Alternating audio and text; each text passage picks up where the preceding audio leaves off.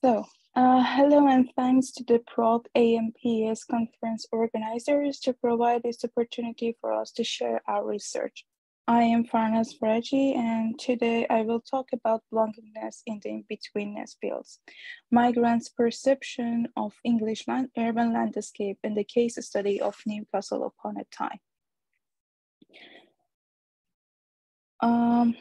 Starting with the after 1960s, massive trend of migration from undeveloped and developing to the first world countries enhanced an openness towards transnationalism in the later part of the 20s and the early 21st centuries. Arriving in the host countries, migrants select events or ideas from their past or present. However, they are allowed to leave only limited imprints on the official heritage sites of the host countries. In this way, cultural components such as nostalgia, memory, isolation, participation, dislocation, and hope to influence their placemaking and their perception of the environment. But through the time, migrants, and specifically first-generation migrants, begin to build their new homes in the host country. And this question arises: how does the sense of belonging impact migrant landscape perception? To answer this question, I will have a look at what the sense of belonging is and how does it mean for migrant communities. Later, looking at the importance and the role of landscape perception in the cognitive landscape of the public, I will try to reflect on to what extent and how the sense of belonging has been pictured in the landscape perception of Iranian migrants who are living in Newcastle upon Tyne. So, looking at the literature background shows that in anthropology and social studies related to identity, the sense of belonging has been described as an emotional attachment to the place rooted in the symbolic space of familiarity, comfort, and security. In other words, belongingness is an emotional feeling of a place to build a home as a practice of placemaking. Bayern, based off Paradi's work, argues that a collective formation and acknowledgement of certain values and their relationship results in the production of locality, which is the center here.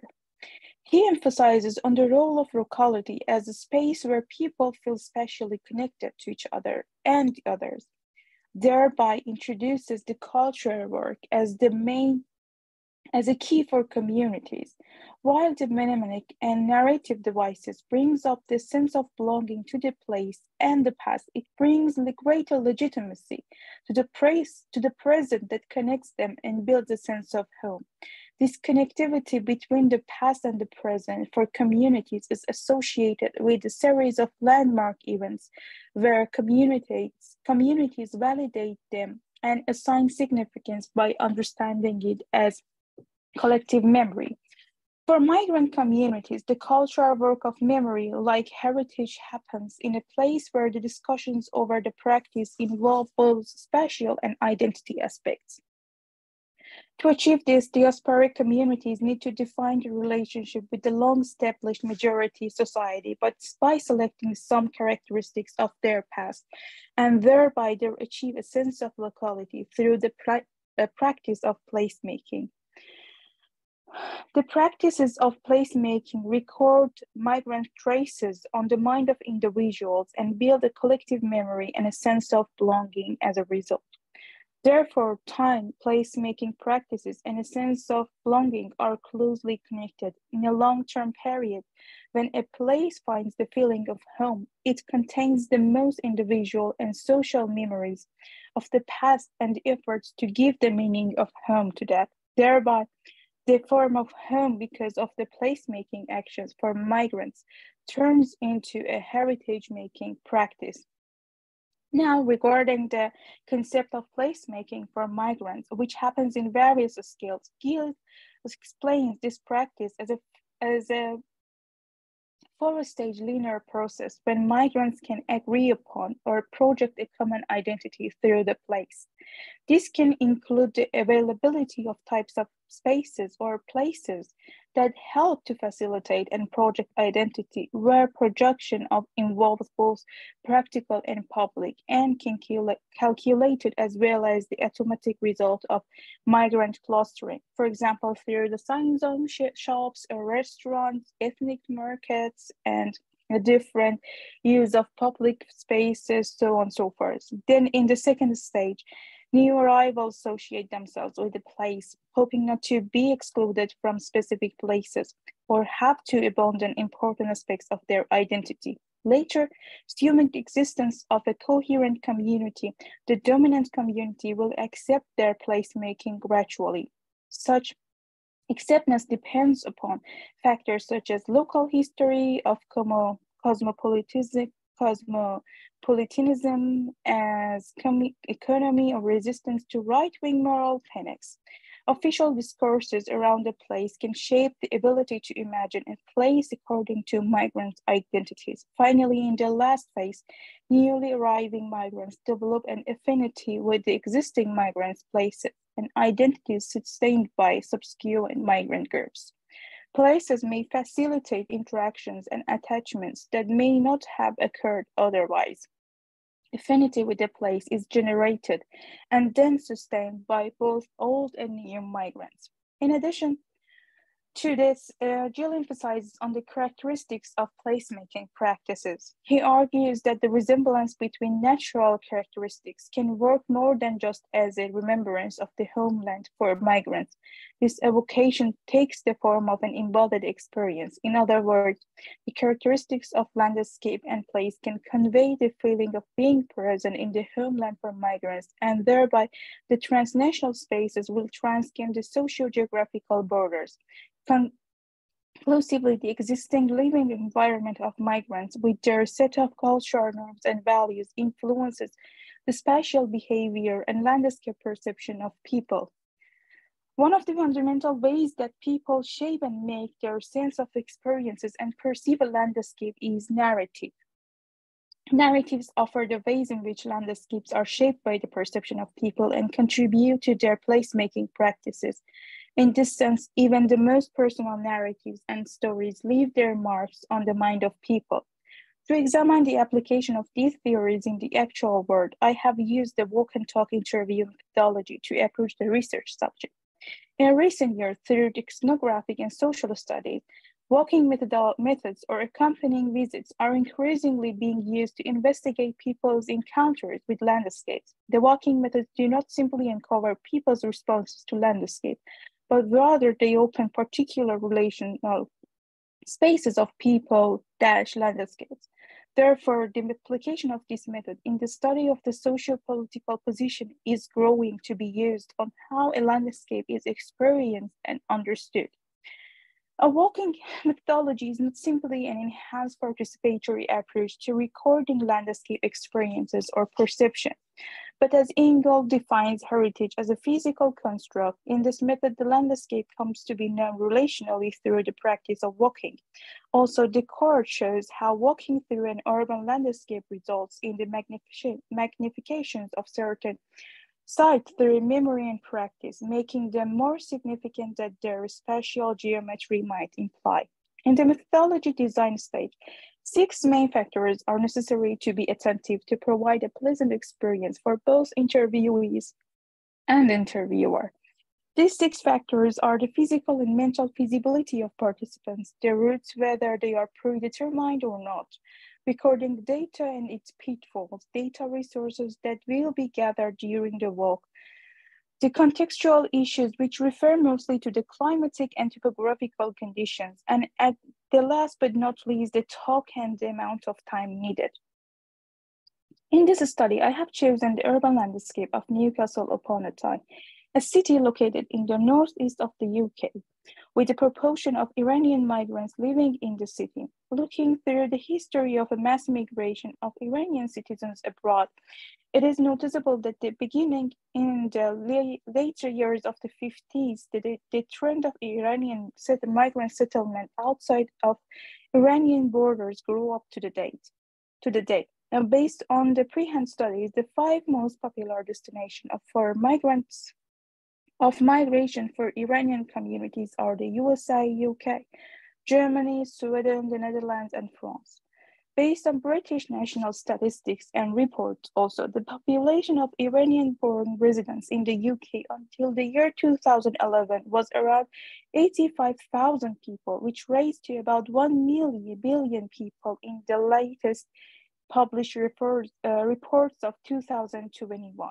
As a result of a governmental decision to control the overpopulation of major cities in the UK with migrant communities. From 2011, Newcastle Upon Tyne has been chosen as one of the main destinations of the cities to move asylum seekers and refugees here as migrants has been mentioned to them. So, as a researcher and a migrant having the same background I have decided to use the walk and talk method. I initiated an interview with 10 Iranian migrants living in Newcastle with the age bracket of 30 to 40. Most of these interviews were based on one of the two universities in Newcastle, and then the history of their movement varied from early arrival, like first or second year, has been living here, to 10 years of history of living in the Newcastle and thereby UK. To conduct this study, I designed my walking interview by explaining to the participants, first of all, the aim of the research and questions, and ask them to choose their preferred route or the route they use on an everyday basis to commute. So, as it is shown in this slide, mostly participants choose the right one, the right route. And it is worth mentioning also that the interview was held in July 2021 when the weather condition was perfect, and each stop each stop in every route was based on a predetermined data analysis method, were chosen at a 100-meter distance from each other, all composing 1.1 kilometer of walk during 45 to 60 minutes. However, all the participants choose the 27-minute walk long route, but on average, each interview took something around 65 minutes. So, after conducting interviews, the collected data assembled by me, and I used local morons in ArcGIS Pro software to get an optimized HubSpot spatial data analysis, and because it could give me a better understanding of the places and how people value it and how it is differentiated. So the first map represents how people value and perceive the landscape along the chosen route. Based on this map, we can see the most unified perception of the landscape related to the main yard of Newcastle University and Armstrong Building. Later, the city center of Newcastle Upon Tyne, where the 18th century fabric of the city is still intact. And at the end, the quayside region. Controversially, the backyard of Newcastle University's main complex, including Mertz Court and Old-Bailey buildings, along with the beginning of part of the Northumberland Street and the last part of the route to Quayside, were the most invaluable locations in a cognitive landscape of interviewed study subjects. From the perspective of Iranian migrants, those most valuable places were significant and played a huge role in their everyday lives and perceptual landscape by containing historical, environmental, and economic heritage values in order of repetition. While for the least scored locations, they couldn't either ascribe any particular values or they would relate it to economic and recreational characteristics, which did not play a role in study in the everyday life of the studying group. So, coming to the next map, shows an optimized, again, HubSpot analysis of the values and desires to change or conserve the landscape, and it attributes as the interviewers find landscapes worthy of preservation or needs alterations. The heat map shows to what extent the interviewee's perception of the landscape is aligned or different. Based on this map, it is obvious that alongside Northumberland Street, all the interviewees had the same perception of the place and mentioned various stops in these landscapes attached to socioeconomic values and memories that they use for their everyday shop. Worthy to be mentioned here also that Among all interviewees, only 2 people found a resemblance between this street with the similar socio-economic structures in their own cities in Iran, such as bazaars. Furthermore, although none of the interviewees observed a resemblance between universities in Iran and here, they all began to compare these 2 locations in 2 different socio-spatial contexts and describe their pros and cons of feeling belonged and attached more to the universities in Newcastle. On this slide, which is the next one, and the map represents how the valued locations along the route overlapped with the landscape perception of the studying group. Based on it, it is evident that the perception of Iranian migrants to the most historically and environmentally valuable locations is not as much as united as their fear and uncertainty feelings toward those landscapes were ascribed the least scores in terms of values. Therefore, like many other residents of Newcastle upon Tyne, Iranian migrants also respect and conserve the heritage and history of their new homes, while they are not still allowed to spatially reflect their own heritage on every point of the city except for the Quayside, Haymarket, and Grace monuments, where they combined their cultural work during the last year protest to support women's life freedom movement inside of Iran and thereby vocalize their own heritage in the new landscapes. So, the result of this has led with the year to grow the sense of attachment and belonging to the city center of Newcastle with the power of collective memories of landscapes. In conclusion, if we look back at Gill's linear and first stage process of placemaking for migrants and compare the results of the study, it is obvious that the study group of Iranian migrants in this research with 1 to 10 years of history of living did not go through all 4 stages in the linear order Jill has presented. The community of Iranian migrants here, as one of the minority migrant communities in the UK and Newcastle, first of all, until recently could not build a common concept of identity through the place, not only because they were trying to blend with the host community as much as their physical appearances gave them possibilities, but also because of their ongoing internal socio-political costs and the concern of safety in abroad. The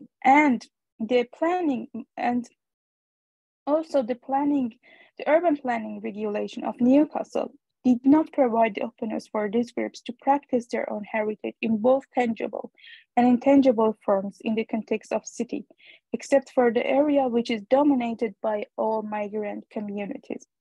Referring to Gill's linear process one more time, the first and third stage could not take place in reality, while the second stage and the bond between older generation of migrants and newly arrived migrants were more strong, and stepping to the fourth stage.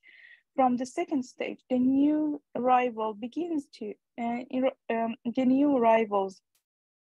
to do their placemaking practices in the existing places of the host community, and those former migrants have built through the time. So finally, in this research, the influential triggers on the perception of studied Iranian group of the English landscape were first of all the knowledge of English language, then the legal documents, working and studying places in the case of some of the participants, and as well as the nature of the quayside area and engagement with local and international community in the city center. Among the participants, the ability to communicate with locals and different groups of people, finding friends, starting relationships, meeting up places were referred to as the initiative points of belongingness to the English landscape of Newcastle. The other most influential factor in building a sense of belonging among Iranians was the places of work and study, where the participants actually built their concept of home in their cognition of the places. In addition, depending on their route of movement, whether student visa, work, or refugee, along with personal safety and freedom concerns, and other factors which intensified the sense of belonging to the landscape of the city for Iranian migrants was it, like any other migrant groups. And besides these 3 most referred factors, the nature and activities around the Tyne River in the city center, its proximity to the living spaces of some interviewees linked to the last locations of the walk and talk and to the sense of home. This research finally concludes that although the personal practices, including placemaking of migrants, are vital for their sense of attachment and belongingness to landscape, the openness that the host authority and special planning bodies can allow migrants will play a major part in developing the sense of home among migrants as the new local residents of these landscapes. So thank you everyone for your attention, and I hope you have enjoyed this.